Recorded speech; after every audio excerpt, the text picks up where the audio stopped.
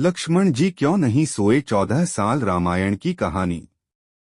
रामचंद्र जी को जब उनके पिता दशरथ राजपाट सौंपने वाले थे, तभी उनकी दूसरी पत्नी कैकेयी को उनकी दासी मंथरा ने खूब भड़काया। मंथरा ने कहा कि राजा तो आपके बेटे भरत को बनना चाहिए। इसके बाद कैकेयी ने राजा दशरथ से 2 वर मांगे। पहला, भरत को गद्दी मिलनी चाहिए और दूसरा, राम को 14 वर्ष तक वन में रहना होगा।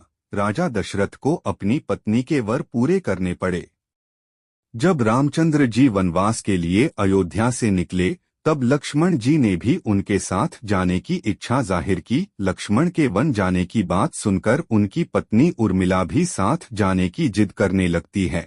तब लक्ष्मण अपनी पत्नी उर्मिला को समझाते हैं कि वह अपने बड़े भाई और मां समान भाभी सीता की सेवा करने के लिए जा रहे हैं।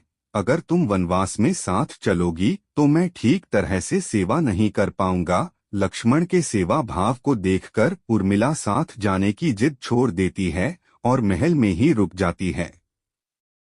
वन में पहुंचकर लक्ष्मण भगवान राम और सीता के लिए एक कुटिया बनाते हैं। जब राम और सीता कुटिया में विश्राम करते थे, तब लक्ष्मण बाहर पहरेदारी करते थे। वनवास के पहले दिन जब लक्ष्मण पहरेदारी कर रहे थे, तब उनके सामने निद्रा देवी प्रकट हुई। लक्ष्मण ने निद्रा देवी से वरदान मांगा कि वह 14 साल तक निद्रा मुक्त रहना चाहते हैं। निद्रा देवी ने कहा कि तुम्हारे हिस्से की नींद किसी और को लेनी होगी। लक्ष्मण कहते हैं कि उनके हिस्से की नींद उनकी पत्नी को दे दें। इस कारण लक्ष्मण 14 साल तक नहीं सोए और उनकी पत्नी उर्मिला लगातार 14 वर्ष तक सोती रही।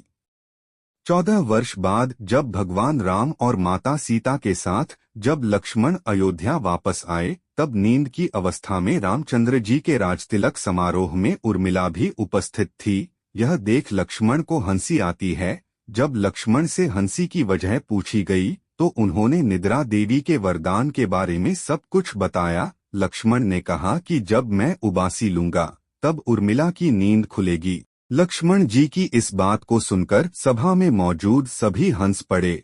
सभी को हंसते देख उर्मिला लज्जावश समारोह से उठकर बाहर चली जाती हैं। ऐसी ही मजेदार वीडियो देखने के लिए हमारे चैनल को सब्सक्राइब करें।